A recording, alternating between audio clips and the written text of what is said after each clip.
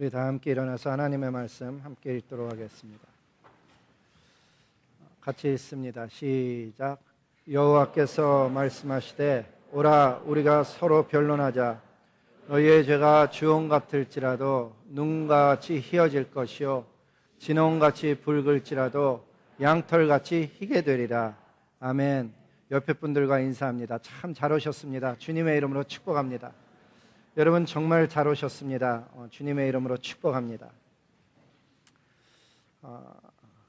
오늘 이사야서 말씀은 시작을 이렇게 들어보면 밝은 메시지가 아닙니다. 시작을 하늘이여 들으라 땅이여 귀를 기울이라 하면서 뭐를 들으라 하는가 하면은 내가 자식을 양육했는데 그들이 나를 거역하였다. 소는 그 임자를 알고 나귀는 주인의 구유를 아는데 이스라엘 백성은 알지 못한다. 그렇게 좀 어두운 메시지로 시작을 합니다. 근데 거기까지만 읽으면은 이스라엘 백성들이 하나님을 알지 못했나 보다 그렇게 생각하기가 쉬운데 조금 더 내려서 읽으면은 이스라엘 백성들이 하나님을 정말 몰랐느냐? 꼭 그런 것은 아닌 것 같습니다. 왜냐하면 11절 말씀에 들으면 하나님의 법에 귀를 기울이라 하면서 뭐라 그러는가 하면 하나님께서 말씀하시되 너희의 무수한 재물이 내게 무엇이 유익하뇨? 나는 수양의 번제와 살찐 짐승의 기름에 배불렀다 얘기를 합니다. 그러니까 제사 드리러 나오긴 나온 것이죠. 제사는 드리러 나왔는데 하나님께서 하시는 얘기는 너희는 나를 알지 못한다 그 얘기를 하는 거예요. 그러니까 내용을 읽으면서 우리가 발견하는 것은 하나님 앞에 나오긴 나왔는데 하나님을 알지 못하는 사람을 대상으로 이 이야기를 하고 계시는구나 하는 이야기입니다. 하나님은 좀 더 원색적인 이야기를 하셔요. 너희가 내 앞에 보이러 오니 그것을 누가 너희에게 요구했느냐? 그러니까 예배자로 나왔는데 하나님의 성소에 와 있는데 하나님이 기뻐서 하나님 앞에 참 죄의 용서를 받고 싶어서 간절함을 가지고 나오는 모습이 아니고 너희 내 앞에 보이러 왔구나. 그것을 누가 너희에게 요구했느냐 하는 그 얘기를 하는 거죠.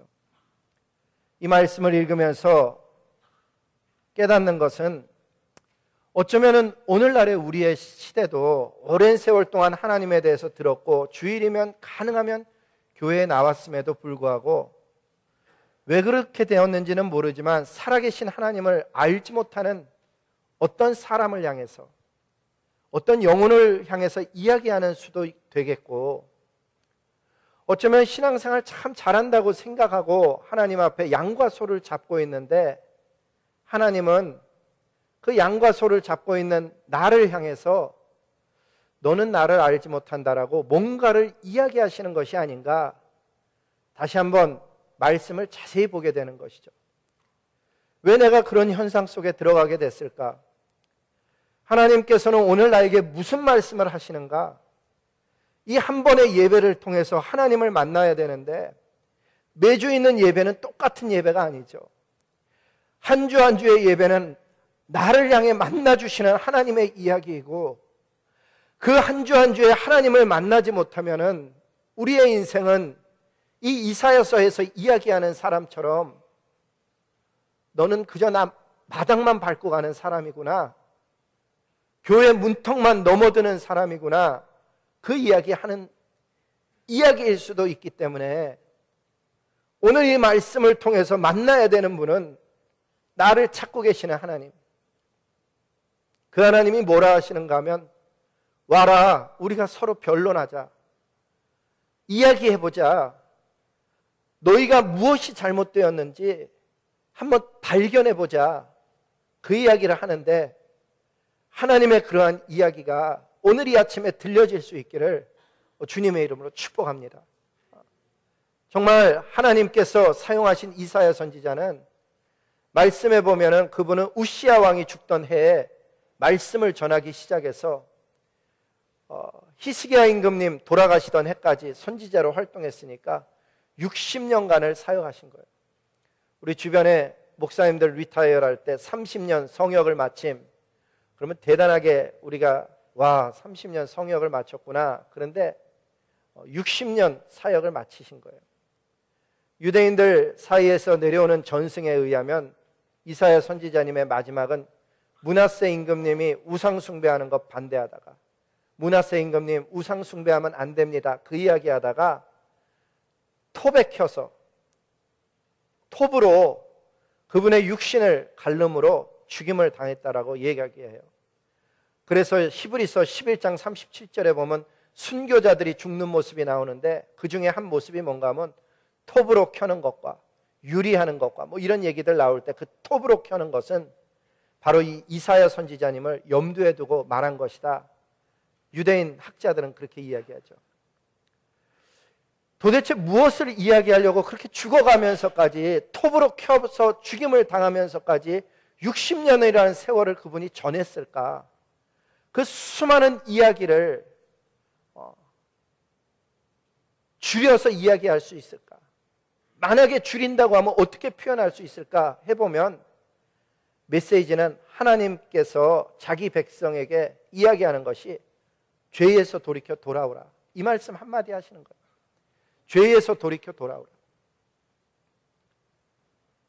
하나님 믿는다고 하면서도 자기 마음대로 살아가는 죄, 여기서의 죄가 뭐 큰 살인하고 뭐 그런 죄라기보다는 하나님의 창조의 목적을 벗어나서 그냥 자기의 삶을 겉으로 보면 잘 살아가는 거예요. 세상 사람들 보면 안식일이면 가서 소 잡고 양 잡고 오니까 안 믿는 사람이 보면 저 사람 신앙 괜찮네. 자기 스스로도 안식일이면은 가서 소 잡는 수고. 여러분 닭을 한 마리 잡아보시기라도 하셨어요?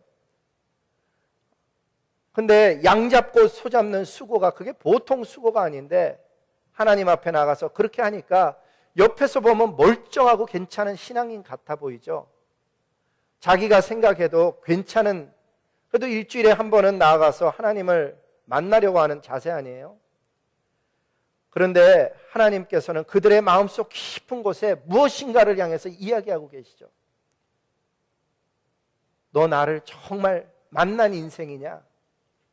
내 앞에 올 때 너는 나를 알아서 만나고 있는 거냐? 형식으로 마당을 밟고 있는 것이냐? 물어보시는 것이죠. 하나님이 이런 말씀을 하셔요. 내가 자식을 양육했는데 그들이 나를 거역했다. 하나님은 믿는 자를 향해서 자녀라고 불러주시죠. 그게 어제 오늘의 얘기가 아니고 사실은 오래전 아담, 아브라함, 야곱, 그의 12아들 이스라엘을 향해서 하나님은 장자라고 말씀하셨어요. 모세 보낼 때 기억하세요?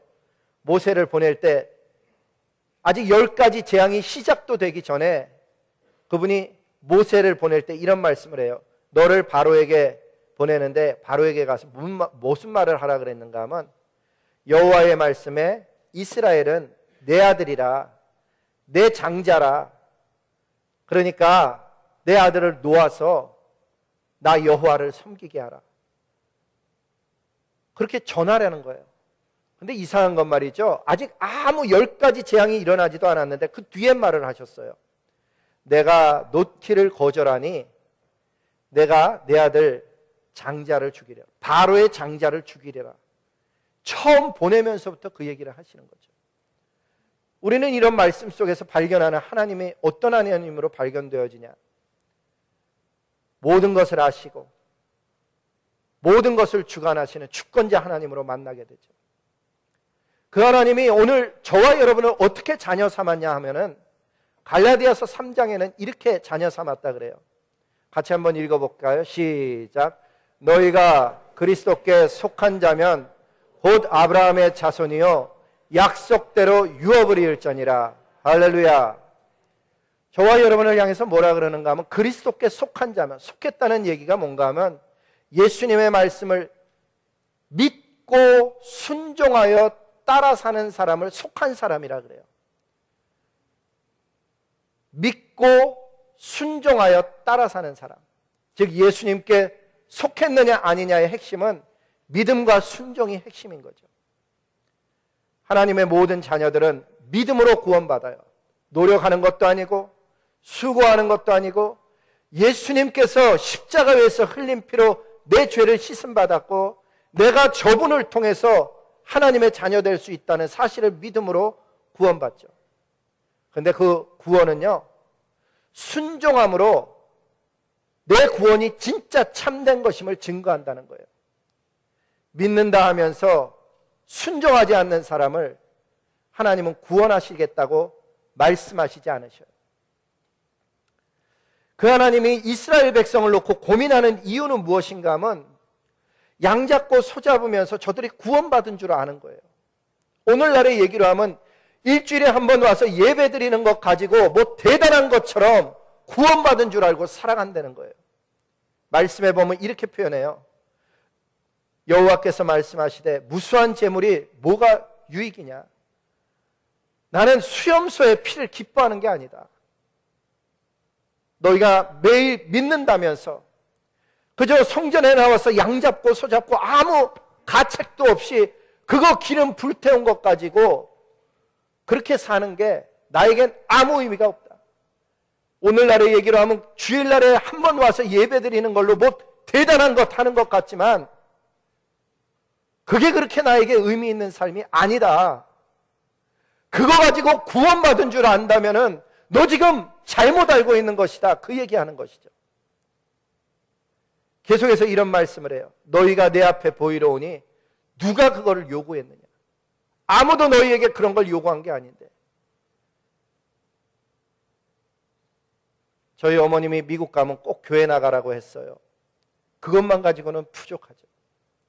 미국 오면은 온 가족이 교회 다니기로 했어요. 그게 리즌이 되어서는 주님이 원하는, 주님이 전하고자 하는 생명을 아직은 들을 귀가 열리지 않는 거예요. 이 말씀 읽으면은 그래도 하나님, 그래도 나오는 동기는 엉터리지만 그래도 어쨌든 하나님 앞에 매주 나와서 이 양 잡고 소 잡는 수고하는 사람들 좀 봐주셔야 하는 것 아닙니까? 그런 생각해 볼 수도 있죠. 하나님 보세요. 밖에는 안식일에 성전에 한 번도 안 나오는 사람도 수두룩합니다. 주일날 교회 한 번 마당 안 밟는 사람 수두룩한데 혼내려면 그들을 혼내야지. 그래도 나름 이렇게 애를 쓰면서 성전에 나오는 사람들을 혼내면 누가 하나님 앞에 설 수 있겠습니까? 그렇게 생각하지만은 하나님은 전혀 다른 관점에서 말씀하셔요. 하나님은 심판을 하실 때 성전 바깥에 있는 사람 때문에 심판한다고 말씀하지 않으셔요. 아브라함의 이야기 기억나세요? 소돔과 고모라를 멸하였는데 의인 10명이 없어서 멸망을 당하는 것이지, 의인이 없기 때문에 멸망당하는 것이지 소돔과 고모라의 죄악 때문이 아니라는 거예요. 하나님께서 마지막 날 청량줄을 주면서, 라드를 주면서 말씀하기를 성소에서부터 그들을 측량하기 시작하여라. 바깥마당은 버려두라고 얘기하는 거예요. 그들은 이미 심판 아래 놓여 있지만은 하나님이 안타까워하시는 것은 구원받은 줄 알고 뭔가 들었으면서도 복음이라는 것에 대해서 몇 번을 들었음에도 불구하고 알지 못하고 깨닫지 못하여서 구유를 알지 못하는, 그 임자를 알지 못하는 그 백성이 안타까워서 주님이 말씀하시고 계시는 거죠. 그렇게 생명의 이야기가 들려졌음에도 불구하고 사는 것이 살만해서 들려지지 않는 그 백성들의 이야기. 일주일에 한 번 주님 앞에 예배하는 것이 내가 할 바를 다 했다고 생각하며 그것만으로 하나님과 무슨 관계가 맺어진 듯이 그렇게 생각하지 말라는 거예요. 하나님이 얼마나 답답하면 이사야서 1장 13절에 이런 말씀이에요. 너희가 성회와 아울러서 거룩한 모임을 하면서도 악을 행하는 것을 내가 견디지를 못하겠노라. 차라리 세상에 속해서 하나님 모르는 사람들이 하면 몰라서 그런다고 하지만은 너희는 나의 계명을 받은 이스라엘인데 왜 그렇게 사느냐? 나의 거룩한 자녀들이 이렇게 세상만도 못한 모습으로 사는 것을 내가 견디지 못하겠다고 하나님께서 말씀하셨죠. 하나님께서 오늘도 우리를 찾아와서 하시는 얘기는 뭐를 더하라는 얘기가 아니에요. 뭘 더 거룩하게 수고하라는 얘기가 아니에요. 너는 나를 정말로 아느냐? 아주 베이직한 걸 이야기하시는 거예요. 우리가 예수님 믿는다 그러는데 예수님 믿는 얘기 한번 해볼까요? 제가 어릴 때 수련회를 갔는데 은혜 받았던 말씀이요, 요한복음 말씀이었어요. 7장 38절. 나를 믿는 자는 성경에서 이름과 같이 그 배에서 생수의 강이 흘러나리라. 우리 집을 보면 아무 꿈도 없어 보이고 내 실력을 봐도 아무 미래가 없어 보이는데 하나님의 약속, 내가 너에게 열방을 보여주겠다고 했던 약속, 나라와 열방을 너에게 기업으로 주겠다고 했던 약속, 하나님께서 아무것도 아닌 인생을 찾아오셔서 내 삶을 보면 기쁨이 없을 것 같은데 너의 그 배에서 생수의 강이 흘러나리라. 예수님 믿으면 정말 하나님 나라를 상속받을 뿐만 아니라 하나님이 약속하는 생명이 있을 뿐만 아니라 죽어서 천국 가는 이야기만 있는 것이 아니고 그 배에서 생수의 강이 흘러나리라. 하나님을 기뻐하며 찬양하는 것, 하나님 나라의 위대한 사명을 기업으로 유업으로 받아서 그 생명을 온 땅에 전하며 사는 그 놀라운 일들을 아무것도 아닌 인생에게 찾아오셔서 주시겠다고 했던 그 말씀, 하나님을 찬양하는 기쁨, 하나님께 감사하는 기쁨, 날마다 하나님과 동행하는 기쁨에 대해서 말씀해 주셨던 그 하나님과의 만남, 그 하나님과의 만남이 세월이 지나면서 우리는 어떻게 변해가고 있는지, 하나님은 오늘이라도 우리가 주님께로 돌아가서 하나님, 맞습니다 주님, 제 안에 있던 그 생수의 강을 제가 많이 잊어버렸습니다. 저를 불쌍히 여겨주시옵소서. 하나님께 돌아가길 원합니다. 우리의 믿음을 새롭게 하시고 저희들의 심령 속에 말씀하셔서 영이 살아나게 하시고 하나님을 만날 수 있게 도와주시옵소서. 누구든지 순수한 마음으로 주님께 돌아가기만 한다면 그 죄가 아무리 주홍같이 붉을지라도 양털같이 희게 해주시다고 주님이 약속하신 것이 저뿐만 아니라 여러분과 이 말씀을 듣는 모든 제너레이션에게 참된 소망이 되는 줄로 믿습니다. 하나님께 돌아갈 수 있을까? 하나님, 제가 어떻게 하면 하나님께 돌아갈 수 있겠습니까? 어찌 보면 하나님께 돌아가기 가장 힘든 사람은 바깥에 있는 사람이 아니고 믿는다고 생각하는 사람일 수도 있습니다. 내가 이만큼 하고 있으니까, 이미 양도 잡고 있고 소도 잡고 있고 주일에 한 번은 주님 앞에 나와서 뭔가를 하고 있으니까. 그런데 하나님이 진짜 원하는 생명의 삶, 하나님이 원하는 예배, 정말 하나님과의 만남이 있는 그 어떤 인생의 모먼트를 하나님은 기대하시는데, 그 하나님과의 만남에 가장 힘든 사람이 어쩌면은 예배자가 될 수 있다는 사실이에요. 하나님께서 돌아오라고 하는 말씀을 보면은 종교적인 얘기가 전혀 아니에요. 양과 소를 더 잡아라, 그 얘기가 아니죠. 삶이 진짜 삶이 되어라, 이 얘기 하셔요. 너희 삶이 진짜 삶이 되어라. 하나님이 오늘도 우리를 찾아오시는 그 모습은요, 일상에서 찾아와요. 일상생활 속에서. 하나님이 원하시는 것 딱 두 가지밖에 없어요. 성경에 읽어보면 하나님을 찬양하며 사는 것. 많은 사람들이 하나님의 자녀라 그러면서 하나님을 찬양하며 사는 것을 잊어버렸어요. 잘하는 사람도 굉장히 많아요. 아침에 일어나면 하나님을 찬양하는 사람 얼마나 많은지 몰라요. 큐티하겠다고 애를 쓰며 성경 펼치는 사람 얼마나 많은지 몰라요. 그런데 어떤 사람은요, 그런 하나님이 주시는 아름다운 것들을 잃어버렸어요. 아침에 뜨는 해가 얼마나 아름다운지, 하나님 이렇게 아름다운 세상을 주셔서 감사해요. 아이가 학교 간다며 가방을 메고 뛰어가는 모습이 얼마나 아름다운지, 하나님 저런 자녀를 주셔서 감사해요. 어떤 아이는 말썽을 피고 있는데도 하나님 건강을 주셔서 감사해요. 비즈니스가 힘든데도 불구하고 건강 주셔서 감사해요. 소망을 주셔서 감사해요. 하나님 때문에 잘 보면 감사의 근본이 하나님 때문에 감사하게 되는 거죠. 하나님이 그거 원하는 거예요. 너희 찬양하며 사는 것. 그게 내가 너를 창조한 목적이라고 이야기하셔요. 이사야서 43장 21절에 보니까 이 백성은 내가 나를 위하여 지었나니 나의 찬송을 부르게 하려 함이라. 그 창조의 목적 첫 번째예요. 하나님을 찬양하는 것. 인생을 살다가 바빠서 하나님 찬양하는 것 잊어버리고 하나님 나는 죄 안 짓고 살았어요. 그렇게 얘기할지도 모르죠. 하나님이 물어보시는 거예요. 너는 나를 찬양하며 사는 일은 어떻게 했느냐? 하나님이 원하는 삶은 내려두고 자기가 원하는 삶만 살다가 하나님 앞에 가서 내가 뭘 잘못했다는 거예요. 하나님, 나는 이웃을 향해서 살인하지 않았어요. 사기치지 않았어요. 누구가 빼앗지 않았어요. 그 얘기하는데 하나님 듣고 계시다가 하시는 말씀. 그래, 근데 너는 내가 너에게 어사인한 첫 번째 태스크, 이 세상 그 무엇보다도 나를 사랑해서 나를 찬양하는 일을 어떻게 하다가 왔느냐? 오늘 저와 여러분의 인생 속에 하나님을 사랑하지 않으면 우리는 헛된 것을 사랑하게 되죠. 정말 하나님을 진심으로 사랑하는 것을 배우지 않으면 거짓된 것을 사랑하게 되고 그 거짓된 것으로 인해서 주어지는 거짓된 행복으로 내 삶을 채우게 되는 거죠. 하나님이 오늘 이 아침에 저와 여러분을 찾아와서 하시는 말씀은 참된 하나님을 사랑할 수 있겠는가?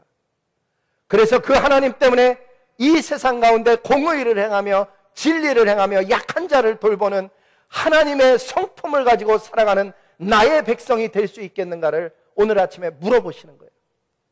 하나님을 믿는다는 건 종교적인 얘기가 아니었죠. 처음부터 하나님을 믿는다는 얘기는 하나님과의 관계를 이야기했던 것을 저와 여러분이 알고 있습니다. 하나님께서 오늘도 이 아침에 저와 여러분을 찾아와서 찬양할 수 있겠니? 그 하나님 때문에 하나님 저에게 이런 일을 맡겨주셔서 감사합니다. 하나님의 기쁨과 영광 위해서 이 직장을 열심히 일해보겠습니다. 학업 열심히 해보겠습니다. 자녀 기쁨으로 길러보겠습니다. 하나님 이렇게 좋은 사람들 가운데 두셔서 감사합니다. 이분들과 함께 하나님의 아름다운 동산을 가꾸겠습니다. 주님 찬양합니다. 하나님 저에게 어려운 태스크를 맡겨주셔서 감사합니다. 아무것도 가진 것이 없는데 열방을 향해서 기도하라 하시니 주님이 그만큼 역사하시고 동행하실 것을 믿습니다. 저뿐만 아니라 우리 자녀의 후손들이 이러한 하나님의 태스크를 가지고 열방을 유업으로 받는 우리 가정이 되게 도와주시옵소서. 하나님 앞에 기도가 달라지고 꿈꾸는 것이 달라지고 살아가는 모습이 달라지는 것이죠. 일상생활에서 매일 아침 해가 돋는 모습, 자녀들의 웃음소리, 아내의 사랑, 그리고 따뜻한 이웃들, 이 모든 것들을 주신 하나님을 향해서 기뻐하고 감사하고 찬양하는 것, 그게 하나님께 돌아가는 방식이라는 것이에요. 하나님께 돌아가는 자들마다 하나님을 가장 우선순위로 두게 되죠. 어떤 일을 볼 때도 하나님 우선으로 생각해요. 하나님이 통치하실 줄로 믿습니다. 하나님이 직장의 모든 것을 다스리시는 줄로 믿습니다. 내 인생을 인도하시고 보호하시고 주관하심을 믿습니다.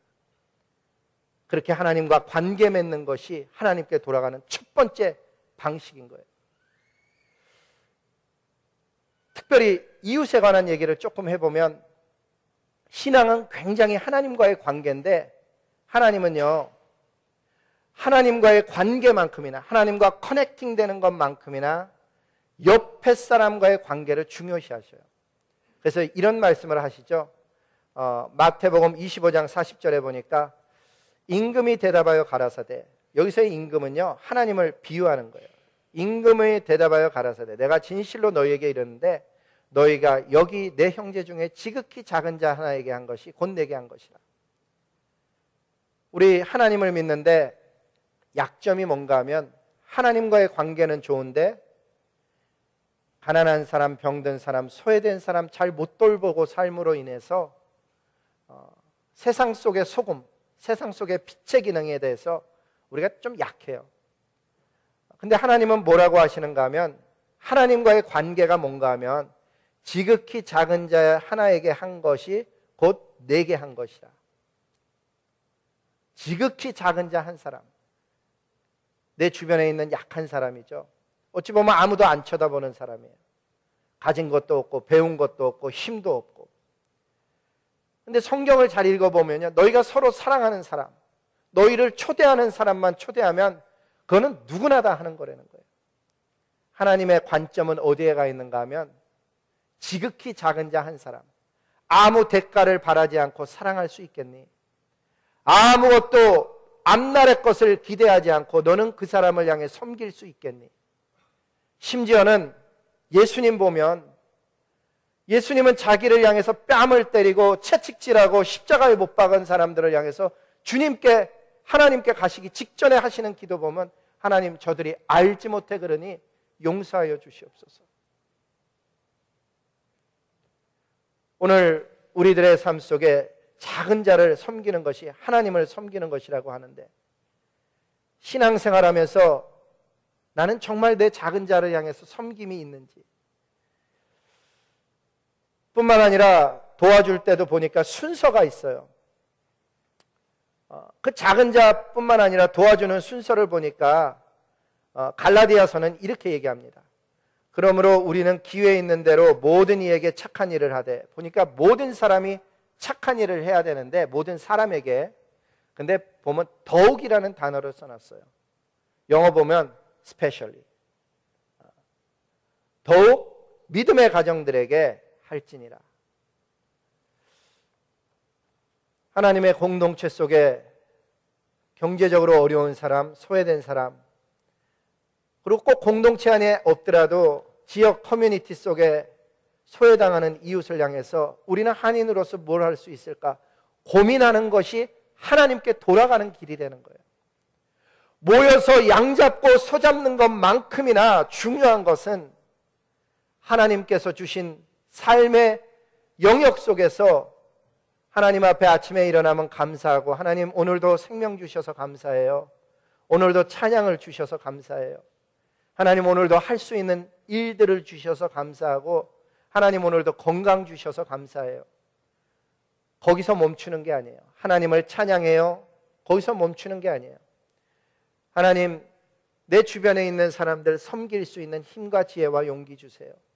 어려운 사람에게 용기를 주는 사람, 소망이 주는 인생이 될 수 있게 하나님 제 삶을 변화시켜 주세요. 하나님, 하나님께서 하시는 일에 제 손과 발이 가 있게 해주세요. 그렇게 하는 것이 하나님께 돌아가는 길이라는 거예요. 오늘도 하나님 앞에 감사를 많이 드리며 찬양하는 인생으로 변화되길 소망해요. 그래서 다윗 왕은 이런 시를 썼어요.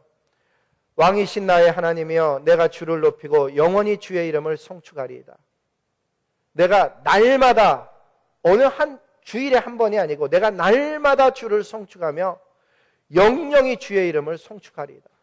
근데 이상한 건 말이죠, 거기 말씀을 잘 보면 bless라는 단어, 축복한다, 복을 빈다라는 단어와 praise라는 단어를 alternatively 이렇게 같이 사용하는 것을 보게 되죠.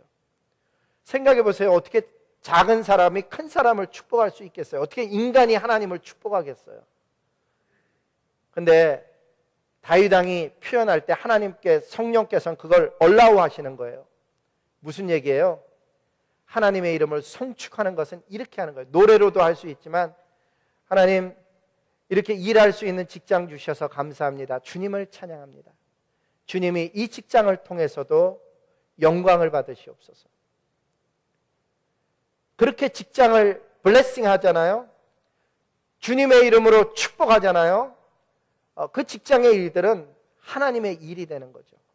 단순히 내가 가서 먹고 사는 일을 하는 장소, 그 정도에 멈추는 게 아니고 그 일터는 하나님이 통치하시고 다스리시는 삶의 현장으로 변하는 거죠. 하나님이 원했던 건 바로 그거예요. 교회 속에서는 진짜 믿는 사람 같은데 세상 가운데 나가면 세상 사람들만도 못한 그런 모습이 아니고, 종교적인 모습이 아니고, 하나님이 원하셨던 진짜 신앙의 모습은 하나님 때문에 자녀 기르는 목적이 달라지고 좋은 대학이 아니고 하나님의 뜻을 이루는 자녀, 하나님의 이름 때문에 직장에서의 일이 승진하고 높아지는 게 목적이 아니고 하나님의 영광을 드러내고 하나님의 뜻을 이루는 삶의 현장으로 바뀌는 것, 진짜 하나님이 원하셨던 삶은 그건 거죠. 근데 더 중요한 게 있어요. 하나님께 나아가면서 종교적으로 나가서 관계 맺고 있다고 기도하는 경우가 있잖아요. 하나님이 보기에는 자녀가 아닌데 막 기도를 열심히 하는 거예요. 주세요, 주세요. 주실 줄 믿습니다. 그렇게 기도하면은 하나님 뭐라고 대답하셨는가 하면 이사야서 1장 15절에 보면 너희가 많이 기도할지라도 내가 듣지 아니하리라. 왜 그러셨을까요? 하나님을 모르는 상태에서 달래는 것 다 주면 그 사람 인생이 망가지는 거죠. 우리가 구하는 거 뭘 구하고 있어요? 하나님을 만난 사람만이, 성령의 사람만이 하늘의 뜻을 구하고 있어요. 성령의 사람만이 하나님의 뜻에 순종할 수 있어요. 결국은 성령의 사람들이 나라와 열방까지 나갈 수 있는 것이죠. 내 삶을 거듭나게 하는 성령을 받지 못하면 여전히 내가 원하는 수준에서만 기도하게 되죠. 하나님 이것 주세요, 저것 주세요. 주실 줄 믿습니다. 주시면 이렇게 하겠습니다. 하나님과 딜을 하고 있는 거죠. 그런데 성령의 사람은요, 하나님께 소망을 아뢰게 돼요. 나라와 열방을 놓고 기도하게 되죠. 어려운 고통 가운데서 사람의 일을 얘기하는 게 아니고 하나님의 성품을 구하죠. 하나님 이렇게 상황이 어려워요. 근데 하나님이 가르쳐준 대로 제가 반응할 수 있도록 좀 도와주세요. 하나님 상황이 이렇게 어려워요. 하나님이 가르쳐주신 것처럼 하나님만 의지할 수 있게 좀 도와주세요. 하나님 길이 보이지 않아요. 졸업을 했는데 갈 곳이 없어요. 하나님 직장을 어떻게 해야 되는지 모르겠어요. 그런데 내 인생을 붙들고 계신 분이 하나님이시라고 주님이 말씀하셨으니 오늘도 주님을 신뢰해요. 주님 문을 열어주시는 대로 갈 수 있는 제 인생 될 수 있게 도와주세요. 모든 상황 속에서 하나님을 주권자로, 주인으로 고백하는 모습이 나타나게 되는 것이죠. 오늘도 여호와 하나님은 오라 우리가 서로 변론하자고 하셔요. 이 내용은 다 아시는 내용이에요. 그럼에도 불구하고 다시 한번 확인해야 되는 것은 에덴 동산에서 아담과 이브가 하나님께 범죄합니다. 하나님의 말씀 대신에 사단의 말을 믿고 따라갔죠. 그 결과는 육체적으로 살아있지만 영적으로 죽은 사단의 종이 되는 인생을 우리가 살기 시작했습니다. 그래서 하나님은 우리를 살리실 때 이런 말씀을 하셔요. 에베소서 2장 1절에 보니까 너희의 허물과 죄로 죽었던 너희를 살리셨도다. 어떻게 살렸느냐? 베드로전서는 이렇게 말씀해요. 여러분을 다시 태어나게 함으로 살렸습니다. 저와 여러분을 향해서 하나님이 하시는 얘기는 본어게인 했다는 거예요. 다시 태어났다는 거예요. 어떻게? 살아있는 하나님의 말씀으로 태어났다는 거예요. 어떤 사람은 이 사건을 20대에 경험하고 어떤 사람은 10대에 경험해요. 그런데 어떤 사람은요, 교회 안에 그렇게 오래 있었으면서도 40이 되고 50이 돼서야 경험하죠. 왜 그럴까? 이 말씀의 비밀을 알지 못한 거예요. 하나님의 말씀, 나를 살리는 말씀을 만나지 못한 거예요. 소원하기는 오늘 이 아침에 앉아있는 여러분의 인생 속에 나를 살리는 하나님의 말씀이 만나져서 내가 살아가는 여정뿐만 아니라 살아가는 목적이 변하는 하나님과의 동행하는 인생이 될 수 있기를 주님의 이름으로 축복하는 것입니다. 만약에 우리가 어느 말씀에 순종하며 사느냐에 따라서 인생은 전혀 다른 길을 가게 됩니다. 로마서 6장 16절에 보니까 너희 자신을 종으로 들여 누구에게 순종하든지 사단에게 순종해서 사단의 말을 듣고 가면은 너희의 마지막 파이널 데스티네이션은 사단의 종으로 삶을 마치게 될 것이고, 그래서 죄의 종으로 사망에 이르게 될 것이고, 예수 그리스도의 말씀을 듣고 그 길에 순종하면 순종의 종으로 의에 이르게 된다라고 오늘 말씀합니다. 사단은 오늘도 찾아와서 얘기해요. 너 자신을 믿으라고. 내 인생은 내가 스스로 책임지고 자율적으로 살아가는 존재라고. 하지만 하나님은 오늘 우리에게 이렇게 말씀하셔요. 하나님을 삶의 주인으로 믿고 하나님의 말씀을 쫓아 살라고, 그래야만 생명의 길에 이른다고 말씀하십니다. 아주 중요한 단어는 순종이에요. 교회 오면 중요한 단어들이 있죠. 믿음, 순종, 은혜, 대속. 이런 단어는 아주 깊이 연구해야 되는 단어들이에요.